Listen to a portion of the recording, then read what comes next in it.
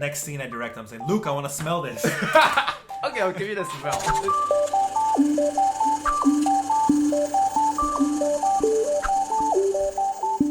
Hey everybody, I'm Nick. I'm a director living in Taiwan. Hey everybody, I'm Luke. I'm cinematographer living in Taipei.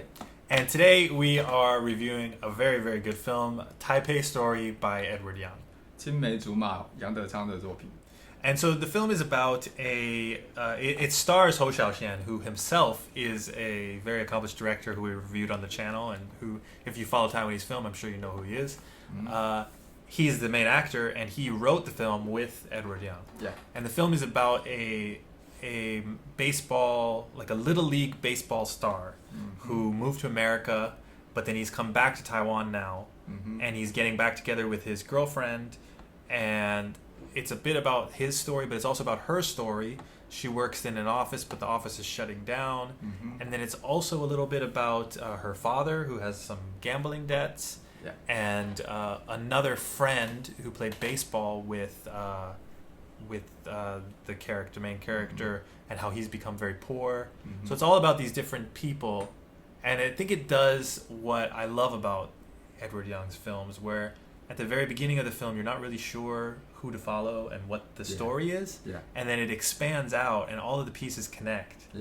And at the end, you see all the ways in which these different lives affect each other, and they come to a final outcome that it almost seems like, oh yeah, this was bound to happen.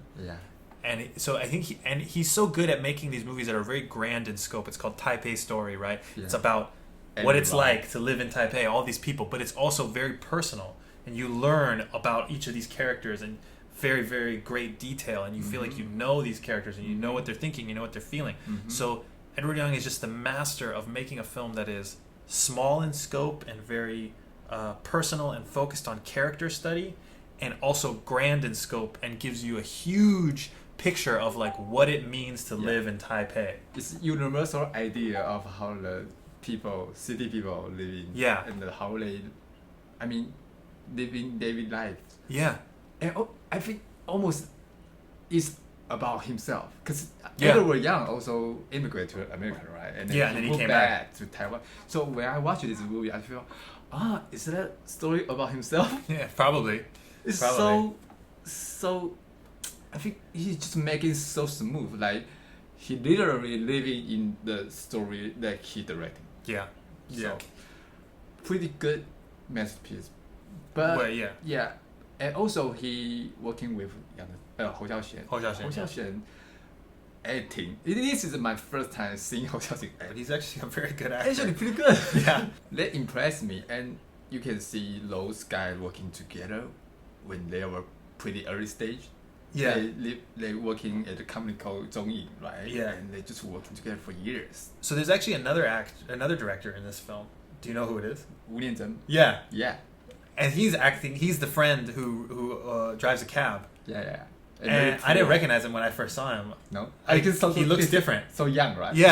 But I think it's so cool. This is what I love about this era of Taiwanese cinema, is that you have Yang Zechang directing the film, and you have Hsiao-hsien who wrote it and is in it, and then you have Wu Lianzhen in the film, and he's a director in his own right. And so it's like you have these three geniuses, and they're all helping each other and working together. And they work, you said, for the same production company. It's just such a cool feeling. It's like almost like, like a really, all-star team. Like the all-star basketball game. All-star basketball team.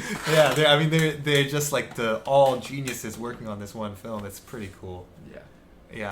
Some of the themes that I think he's trying to talk about, I think more obviously he's kind of talking about the influence of Western culture on Taiwan and how it's changing Taiwan. But more than that, I think he's talking a little bit about two different viewpoints about the way that people see the world.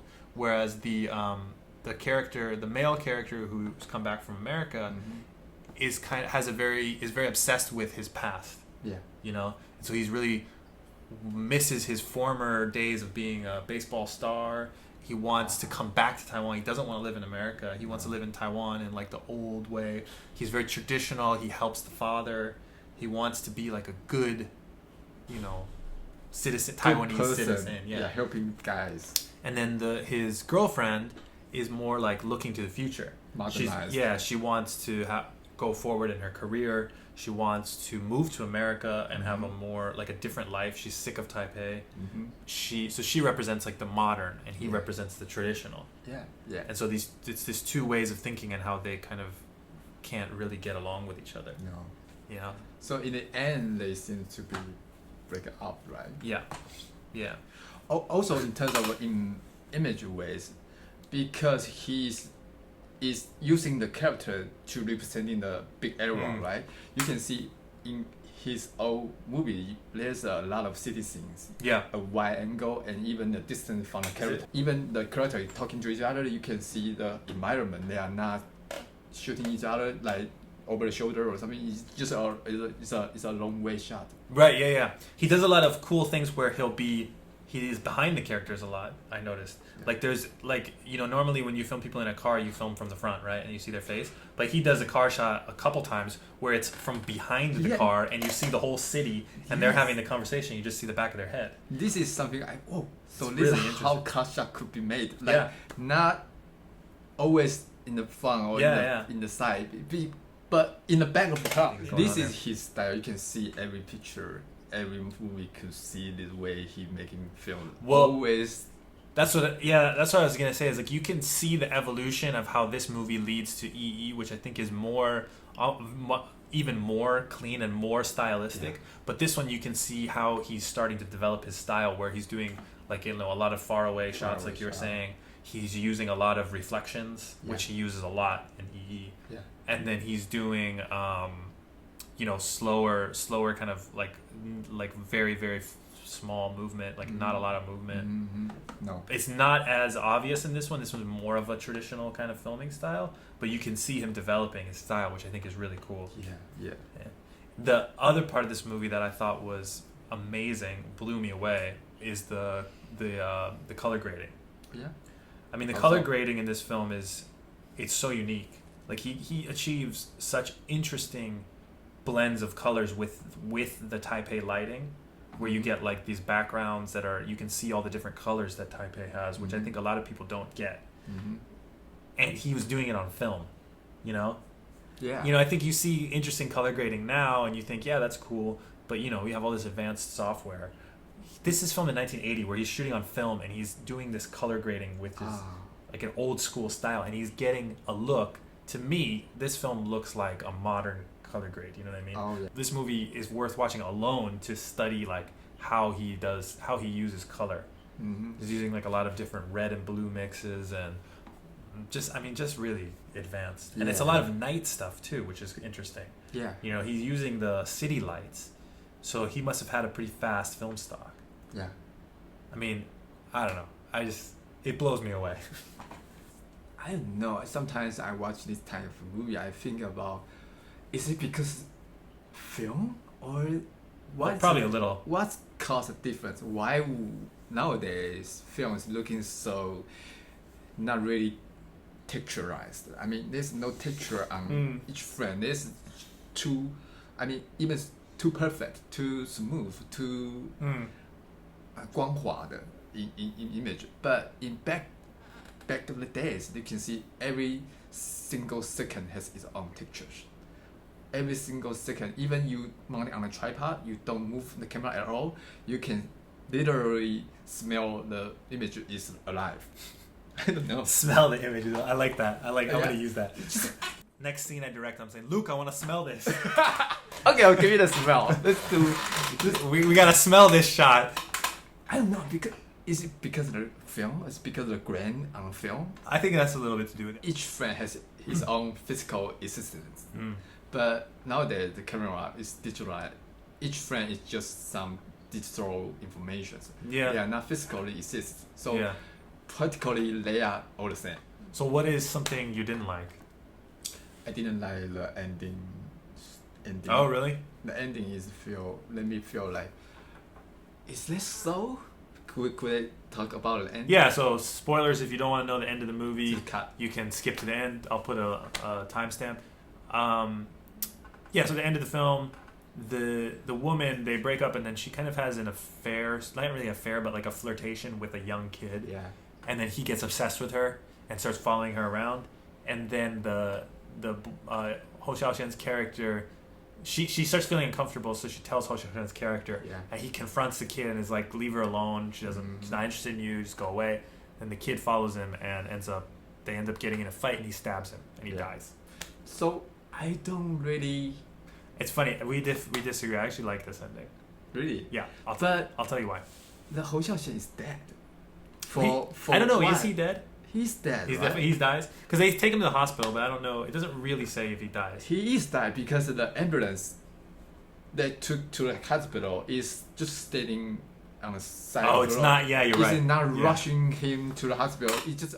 Yeah, you're right. So, I just don't feel like is that a good ending? I like it. I'll tell you why. It's because of at the very end, when he's stabbed and he's dying. Yeah. And he's sitting there, and then there's like a TV next to him. It's like a trash TV. And then his imagination on the TV, it plays his younger like Little League championship win on the TV. Yes. I really love this, and I love this idea of, the thing that you regret or you care about the most, coming back to him. Yeah. I mean, he's so obsessed with this former, like reaching this high that he never achieved again. Mm-hmm. I just think that it's a very emotional ending of like, yeah, he has a lot of regrets and like he didn't get what he wanted to out of his life. It's just like a very sad ending to me. I liked that part of it. I mean, and then I also did like the way that all of the characters and the things they did led up to this one accident, tragedy. Yeah, I thought that the way he wove those things together was quite good. Yeah, I mean, maybe you are right because it's not about himself. It's about the era of the generation. So the past generation is past. Should let it go. Should just leave the glory behind. You should move on. Not always thinking back of those days. Yeah, exactly. So maybe it's the way. It's like a metaphor about that. Like the traditional is being killed, and the modern girl, she gets a new job, and she's moving on, and she's like, it's an American company coming to Taiwan, and so it's like the past of Taiwan is being washed away. Oh, if you say let's put it on this way, then I'm convinced. Yeah. Yes. I do kind of know what you mean, though. I do think like having somebody be stabbed and killed is it does feel like a little bit of an easy way to end your movie. Yeah. So I kind of know what you mean, but I think I give it a pass because he weaves in so many metaphors into it. So I think it's okay for me.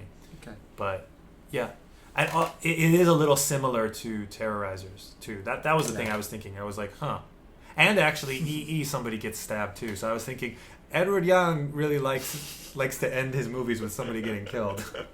Somebody has to die. Yeah, somebody's got to die.